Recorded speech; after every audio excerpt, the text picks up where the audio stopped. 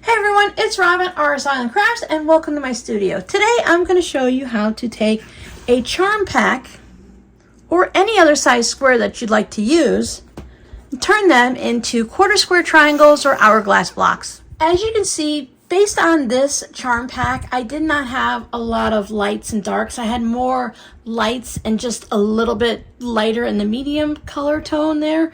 But I matched them up so that I didn't have any of the same fabrics. So I made sure any of these circles were not with another circle. I tried to keep the greens away from the greens and stuff like that. I think this finished project is going to have that nice subtle blend of everything, but you can really make a high contrast similar to like a black and white quilt. You can have a red and white, or you can have a dark purple and a light purple. You can really play with your fabric and have a lot of fun. Now on the back of one of the pieces, preferably the light one, just because it's usually easier to draw the line and see it, I'm using a Frixion pen just because it's going to go away when I iron it, but we're going to cut on this line eventually, so you can use any type of a pen you want. I usually just avoid things like felt tip markers and Sharpies and stuff because they can tend to bleed on the fabric. So I'm going to draw a line from corner to corner. You want to be really careful to get your line right into the corners. You don't want the line to be a little crooked and off center because it's going to affect your finished block. And then after you have your line drawn, you're going to line up your squares. Now there's always a conversation about the pinked edge. Do you measure it from the mountainside, the point, or do you measure from the valley when you're sewing? With a project like this, it doesn't matter because we're going to sew on the diagonal, but I do line mine up the best I can to make sure everybody is lined up nicely. I don't worry if the points are matching. I just want to make sure when I look from both sides that for the most part you can't see the other fabric. So once we have all our pairs done, we have all of our lines drawn, we're going to take this over to our sewing machine and we're going to stitch 1/4 of an inch on each side. So I'm going to take a minute here and I'm going to match up all my pairs, draw all my lines, and then I'll take you to the sewing machine and show you how I stitch the 1/4 inch on each side of the line. I have machine set up to the 1/4 inch seam allowance. I have it at a 2.0 stitch length, and I'm going to start out with a scrap piece of fabric. Some people do leaders and enders. They sew 2 squares together or something here. I just keep these little bits of scrap fabrics that I sew through, and that keeps me from having to constantly cut my thread every time I finish a section. It also helps the pieces of fabric from having those big bird nests of thread on the back, or sometimes your fabric will get sucked down into your feed dog. So this helps. Bring in my next piece, make sure everything's lined up on the side edges. And here's a third. Now I can run that piece of scrap fabric through, clip off my blocks and bring them around. So that line of stitching is right here on the right hand side now, so now I will stitch on the left side. And you see I didn't have to cut my thread. All those little bits of thread that we keep cutting really adds up, and you can go through a couple of spools a year just by not doing leaders and enders or a scrap piece of fabric, by having those long tails. So I'll just go ahead and stitch down here and then keep feeding them through.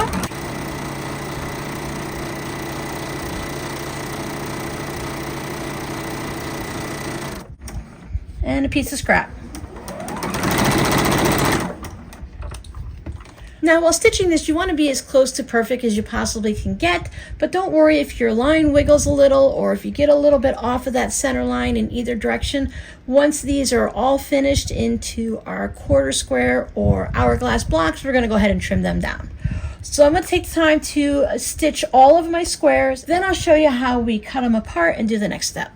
My favorite part of chain piecing is using some form of a thread cutter to separate each of your pieces of fabric.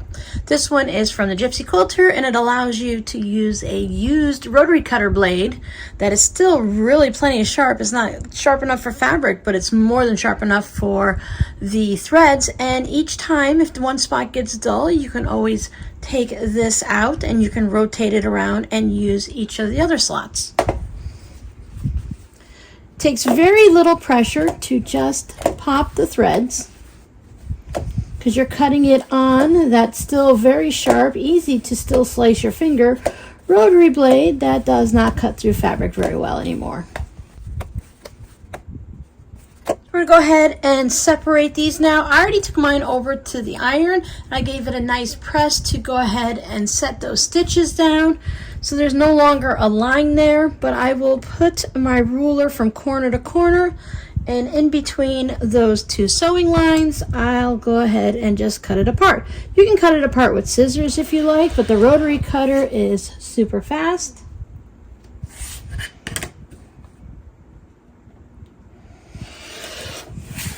So once all of these are cut in half, you're going to take them over to your ironing station. If you haven't already given it a little press, go ahead and press it to set those stitches in.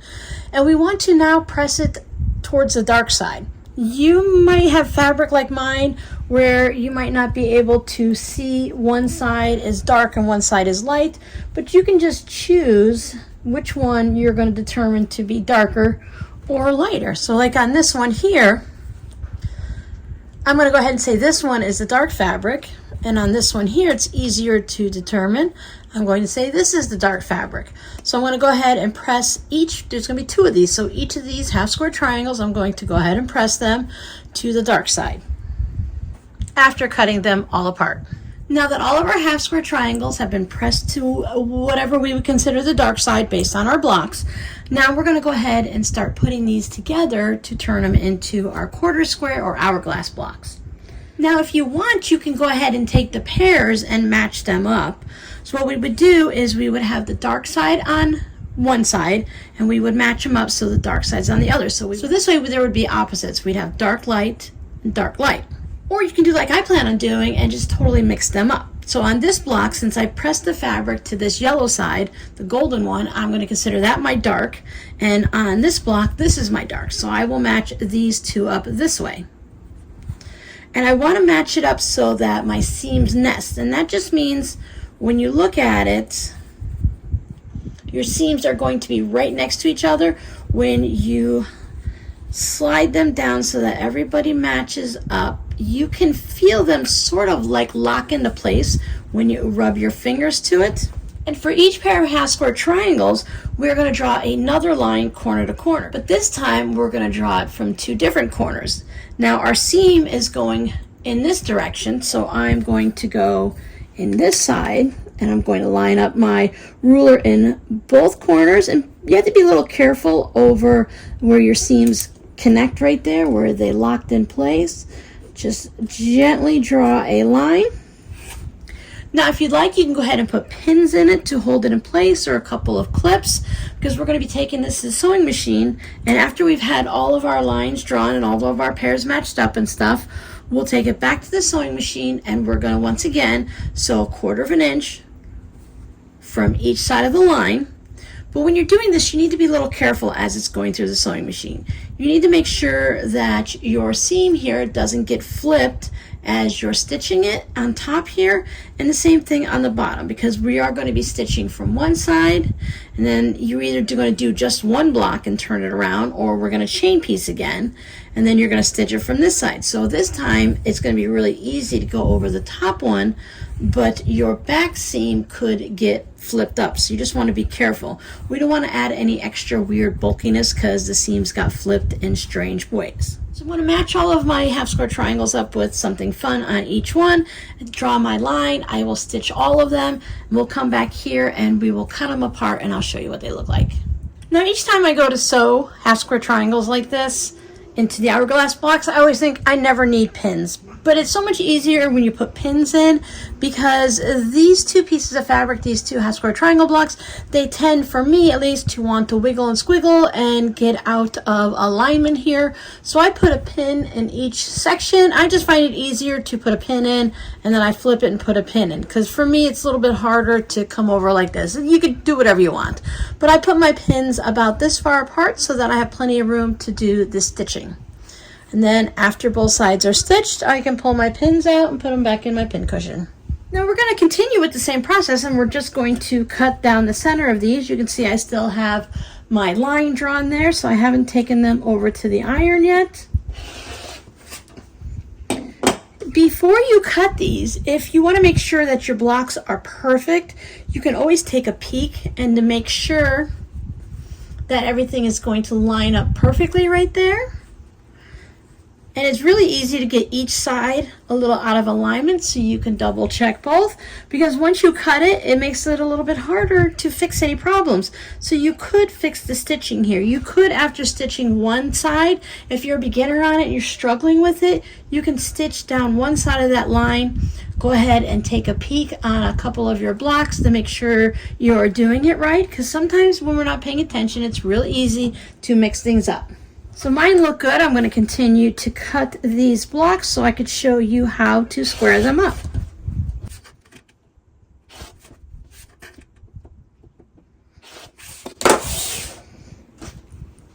I'm going to take these over to my pressing station, and I'm going to go ahead and press them open like this. You can press this last seam open if you would like. It will help to disperse some of that bulk. So my blocks are all pressed. I just went ahead and I pressed mine to the side because you have some seams going this way and that way, and it works out pretty well. I use a wool pressing mat and I use a quilter's clapper, which is just a piece of wood. After you press it, you set it down on top of your seam with the warm wool pressing mat and the wood clapper sitting on top of it. It helps to flatten out the seam even more. Because of my fabric in my charm pack, there was a lot of duplicates on the polka dots, a lot of polka dot fabrics. So sometimes I will have two polka dots touching, and sometimes, as you see on these, I have them diagonally. Sometimes I'll have similar colors or similar colors like this next to each other, and on the grand scheme of things, I'm not going to worry about it. I'm very comfortable with that, and I'll just mix them up in my little mini quilt that I'm working on. Now mine measure about 4 1/4, give or take a little bit here and there, but they're not even. Many times when you sew blocks like this and you have all of these diagonals, you have all this bias fabric, and they're not always the same all the way around. So it's really, really important to go ahead and trim these blocks before you start sewing them together. I'm going to trim mine down to a 4-inch block. I'm going to try to remember to put a link down and pin in the first comment for my previous hourglass block where I really went in depth on trimming them up, but I'm going to show you how to trim these up here also. In case you need a little bit more information, you can check out that other video. In that video, I show you how to take triangle cutoffs from when I made flying geese blocks from a stitch and flip. Instead of having the bonus half square triangles, I show you how to make the hourglass blocks. So I have the diagonal seam of my block, and I have that 45-degree angle here on my ruler. The diagonal line on the rulers are very helpful for blocks like this. I'm going to line that up on the diagonal seam right there. Now I want to trim my blocks down to 4 inches. So I'm going to slide my ruler down, making sure there's fabric past the 4-inch mark on both sides. I want the 4-inch point right here on the outer edges of my ruler to touch the diagonal line going that way. And another way that you can check, this is going to be a 4-inch block before it's sewn into the quilt, so half of 4 inches is 2. So if you have it on the diagonal line right here, you should be able to put the point where the 2 and the 2 meet right there, directly there in the center of your block. Line it up with the 45, and then the 4 should be there, and the 4 should be right there. So that's another way to go ahead and double check to make sure that you're going to have your block come out right, because we want to make sure that we have both fabrics in each corner of our block. So I'm going to line it up on the 45, make sure the 2 and the 2 mark right there in the center. I have a 4 and a 4, and there's fabric past the 4 line right there, the 4-inch mark. And then if everything looks good, I'll go ahead and cut off one side and then the other. Take this corner here and just spin it around. Now I can line it up with the 4 and the 4 here. And I still want to make sure that I'm on the 45 line down the center, and that the 2 and the 2 meet in the center, because that's going to make sure that I have this lined up properly here also. It's really good to have more than one place to check your blocks to make sure everything is coming out the way it needs to be. So this doesn't seem like very much, and it really isn't much to cut away and waste, but if you did not cut that away and you didn't square down to your 4-inch block and make everything nice and even, it would have been really difficult to get all of these blocks to line up as you're sewing them together. So I'll go ahead and I will trim all of my blocks down to the 4-inch square. These will be 3.5 inches once they're sewn into my project. And there are just some of the blocks that I'm working on for this project. Now you can go ahead and lay these out any way you want. Since most of mine are actually darks and lights, I'm just going to move them all around. Once I have them all finished, I'll move them all around and find the best look that I like. But one of the things I like to do is, if this was like actual black and white, a very dark and a very light, I like to mix them up to the point where if this was a dark color, then the next one would be a light. So if this one is a light, the next one would be a dark.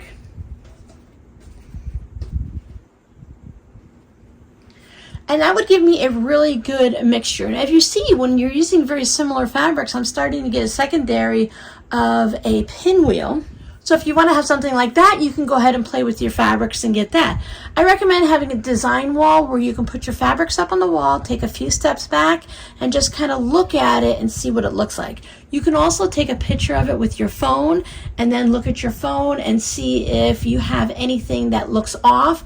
Like maybe with this, if you were doing the pinwheel, you would see that this is not going to work. So if you put everything up on a design wall, you can kind of play with it a little bit and see the different layouts and move things around so that you can see if maybe you had two fabrics that are really close together. If you were doing the lights and darks and you didn't want to have the two darks touching, you could catch that. Or maybe if you accidentally put two darks together, you like that look and you want to go ahead and work with that and make some type of a design. Being able to step away from that wall, it makes it a lot different, a lot easier to see anything that it's hard to see when you're looking straight down. So when you're looking at it this way, and again, when you take a picture of it with your phone, you can also put the picture into a black and white mode. So if you're looking for the high contrast and stuff, you'll be able to see if something that's a little similar is too close to another fabric that's a little similar. So the scrappy word for today is design wall. Now, I've shown you in previous videos on how to make a design board, but do you have a design wall for your studio?